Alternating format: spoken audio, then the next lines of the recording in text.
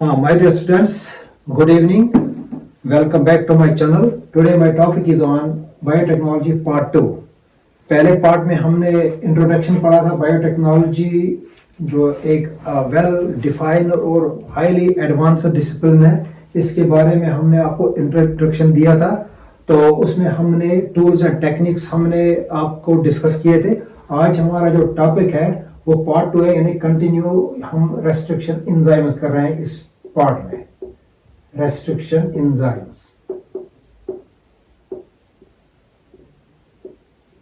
आपको मैंने पहले ही बताया है कि जो डीएनए, जो डिजायर्ड जीन हमें किसी ऑर्गेनिज्म से निकालना है, उसको हम कैसे कट करते हैं और इसको हम कैसे दूसरे ऑर्गेनिज्म में उसको ट्रांसफर करते हैं, वो जेनेटिक इंजीनियरिंग में आता है। यानी मॉडर्न बायोटेक्नोलॉजी जो है उसमें क्या है, टूल्स एंड टेक्निक्स हम इस्तेमाल करते हैं जो मॉडर्न लेबोरेटरी बेस्ड होते हैं। फॉर एग्जांपल उसमें पीसीआर एक मशीन है, polymerase chain reaction, gel electrophoresis, वो हम आहिस्ता आहिस्ता आपको उस वक्त हम डिस्कस करेंगे जब वो जेनेटिक इंजीनियरिंग हम अलग से आपको डिस्कस करेंगे। तो आज जो हमारा जो टॉपिक चल रहा था वो रेस्ट्रिक्शन एंजाइम्स पर है। जिस तरह आपको हमने बताया कि रेस्ट्रिक्शन एंजाइम दो किस्म के होते हैं, एक्सोन्यूक्लियसिस जो डीएनए को टर्मिनल पोजीशन पर कट करता है, तो इसके बाद जो दूसरा था वो इंडोन्यूक्लियस। शाबाश, इंडोन्यूक्लियस।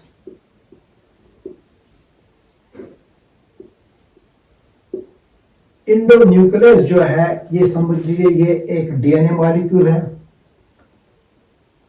सेम है, यहां पर आपके सीक्वेंसेस हैं, नाइट्रोजनस बेसिस हैं, ठीक है।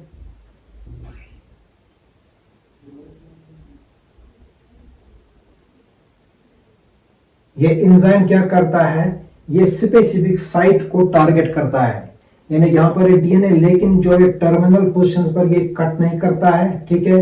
ये these are the terminal positions of nucleotides, यानी जो इंडोन्यूक्लियस है ये किसी भी स्पेसिफिक जगह पर कट करता है। फॉर एग्जांपल यहां पर कट करेगा, ठीक है। तो यहां पर क्या है, इंडोन्यूक्लियस वो एंजाइम होता है जिससे डीएनए को स्पेसिफिकली किसी जगह पर हिट किया जाता है और उसको वहां पर कट किया जाता है। और यहां पर remember that endonuclease cut the DNA of only one strand. It cuts the only one strand of the DNA. For example, this is a double strand and it cuts the single strand of this DNA molecule. ठीक है, ये हो गया endonuclease. Restriction endonuclease बहुत enzymes होते हैं ये Lederberg Meselson ने इनको डिस्कवर किए थे, इन एंजाइम्स को। ये एंजाइम्स लेबोरेटरी में इस्तेमाल किया जाता है, जिससे हम जीन एम्प्लीफिकेशन करते हैं, जिससे हम जीन स्प्लाइसिंग करते हैं। I will discuss with you when we will talk you when I will take this topic genetic engineering. तो इसके बाद जो हमारा तीसरा एंजाइम है वो है ribonuclease H। Ribonuclease H, ribonuclease H, ribonuclease.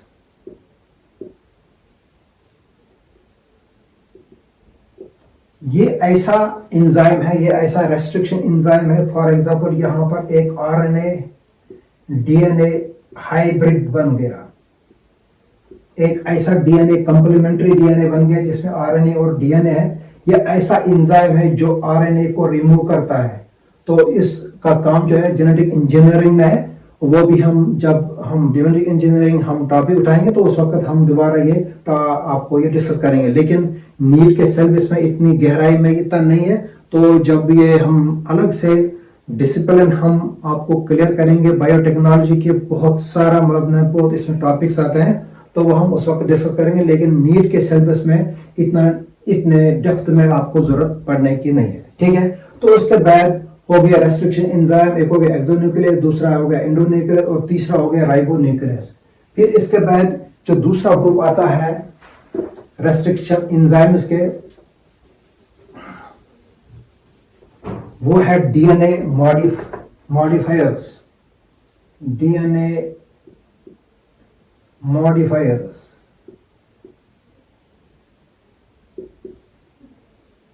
ये ऐसे एंजाइम्स होते हैं जो डीएनए को मॉडिफाई करते हैं।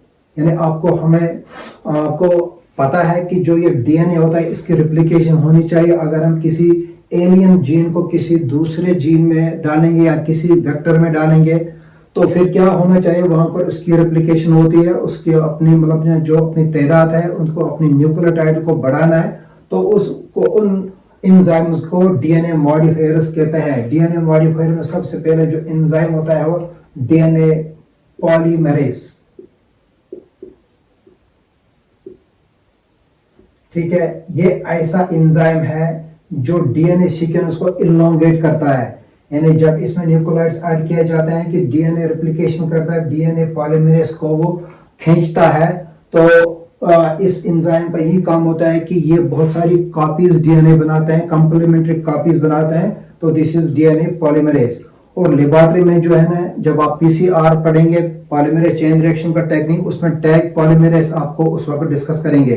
तो इसके बाद डीएनए पॉलीमरेज के बाद यहां पर रिवर्स ट्रांसक्रिप्टेज आता है, रिवर्स ट्रांसक्रिप्टेज।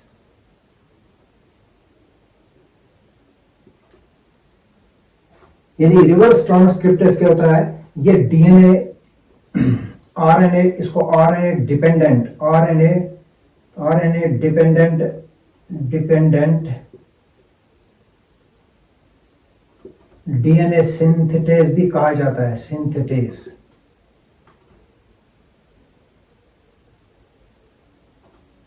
ऐसा एंजाइम जो डीएनए को आरएनए से बनाता है, यानी this is the enzyme reverse transcription.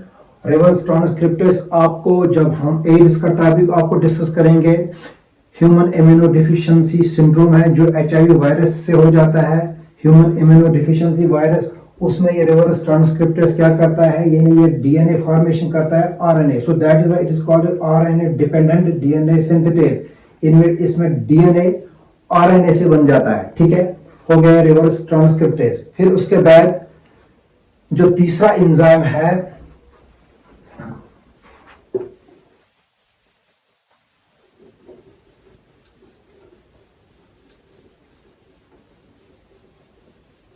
वो है एल्कलीन फॉस्फेटेज, एल्कलीन फॉस्फेटेज।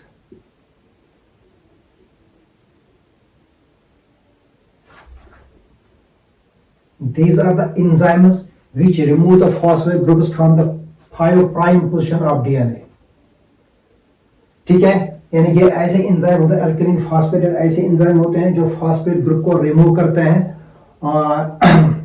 हो गया वो, यानी alkaline phosphatase enzyme which remove the phosphate from the 5' position of the DNA. फिर उसके बाद हमारा जो चौथा जो एंजाइम है वो पॉलीन्यूक्लियोटाइड ट्रांसफरेज, पॉलीन्यूक्लियोटाइड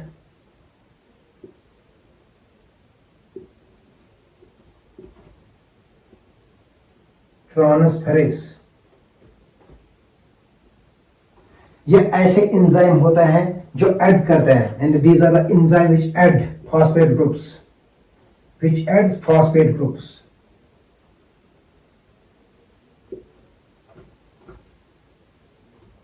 ठीक है सर। इसके बाद जो हमारा पांचवा जो हमारा जो एंजाइम है वो है मिथाइल ट्रांसफरेज, मिथाइल ट्रांसफरेज। ये वो एंजाइम है जो मिथाइल ग्रुप ऐड करता है, एडेनिन और साइटोसिन को। फिर उसके बाद छठा जो एंजाइम है वो है methyl terminal nucleotide transferase, terminal nucleotide transferase. यानी ये ऐसे एंजाइम होते हैं जो ऐड करते हैं न्यूक्लियोटाइड्स, ऐड करते हैं 5' पर, एट 5' पोजीशन, ठीक है। तो फिर ये these are all the DNA modifiers. यानी to sum up, In restriction enzymes are the enzymes which are used as the scissors to cut the DNA molecules at the specific positions, and we have exonuclease. Exonuclease are the enzymes which cut the DNA molecules on either on 5' or 3' region. Endonuclease is an restriction enzymes which cut the DNA specifically at specific spots, and this enzyme cuts the DNA on the one only at the one position at the one strand. And we know that the DNA is a double helix structure, and it acts only one strand, and desired gene is extracted, or DNA desired gene is isolated from that DNA molecule. Then we have DNA molecule. We have number of DNA modifiers. DNA modifiers are the enzymes which modify the DNA, and these enzymes help in the production of number of copies of the DNA molecules.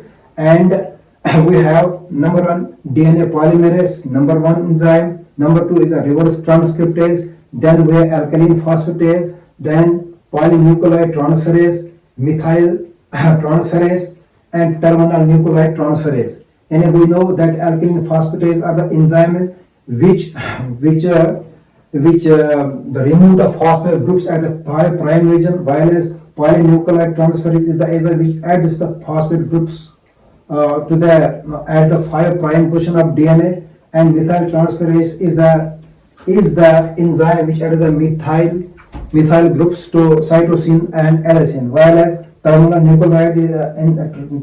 nucleotide transferase is the enzyme which adds the nucleotide position at the 5'. Then we have lost DNA ligases.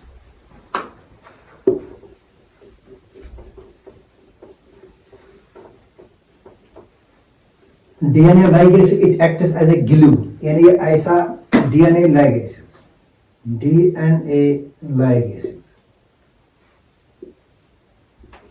यानी यहां पर आप समझे ये एक DNA है, यहां पर दूसरा DNA है, ये ऐसा एंजाइम है, इनको जोड़ता है,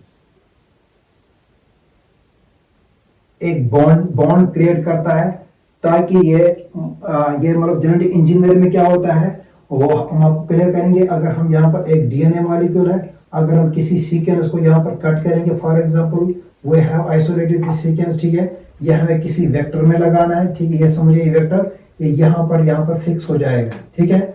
so DNA ligases these are the enzymes which helps to bind the two molecules on the DNA to form the complementary or to form the recombinant DNA। तो इसके बाद हमारा जो टॉपिक होगा वो टूल्स में हम वेक्टर्स हम पढ़ेंगे, क्योंकि ये जो है टॉपिक ये थोड़ा नीट के सिलेबस से थोड़ा बाहर है, लेकिन आपको जब डिसिप्लिन जो बायोटेक्नोलॉजी का फुल हम इसका जो चैप्टर उठाएंगे अलग से जो पीयूसी और टीडीसी में, तो वो हम उसको उस वक्त आपको ये जरूर आपको उसको क्लियर हो जाएगा, आपको इससे बहुत उस वक्त फायदा पहुंचेगा। तो अब यहाँ पर जो है ना बायोटेक्नोलॉजी में हम टूल पढ़ रहे हैं, तो उसके बाद हमारे वेक्टर्स हैं। वेक्टर्स क्या होते हैं वो हम दूसरे पार्ट में हम पढ़ेंगे, लेकिन जस्ट हम इंट्रोडक्टरी हम आपको देंगे वेक्टर क्या होते हैं। यानी vector for example this is a DNA, ठीक है, यहाँ पर वेक्टर यानी यहाँ पर जो डिजायर्ड जीन होता है इसको हम क्लोन करते हैं, किसमें, यहाँ पर जो ये वेक्टर होता है, ठीक है, यानी जो ये वेक्टर होता है ये फॉरेन डीएनए को अपने अंदर लेता है और वहां पर उसमें रेप्लिकेट हो जाता है, तो जिससे क्या बन जाता है, जिससे रिकॉम्बिनेंट डीएनए बन जाता है, रिकॉम्बिनेंट डीएनए, ठीक है। तो वो हम नेक्स्ट पार्ट 3 में आपको क्लियर करेंगे।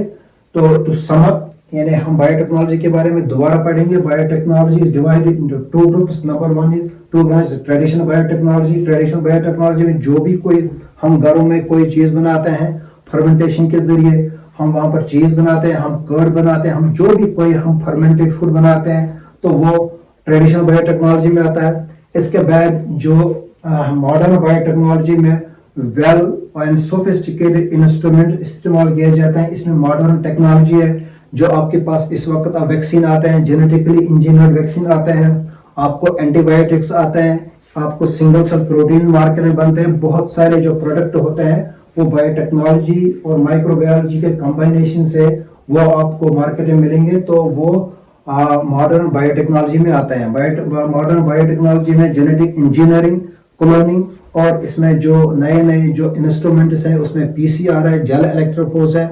क्रोमेटोग्राफी है, बहुत सारे टेक्निक है, वो मॉडर्न बायोटेक्नोलॉजी में इंक्लूडेड है। तो I think this is enough for today's video. Thank you for watching.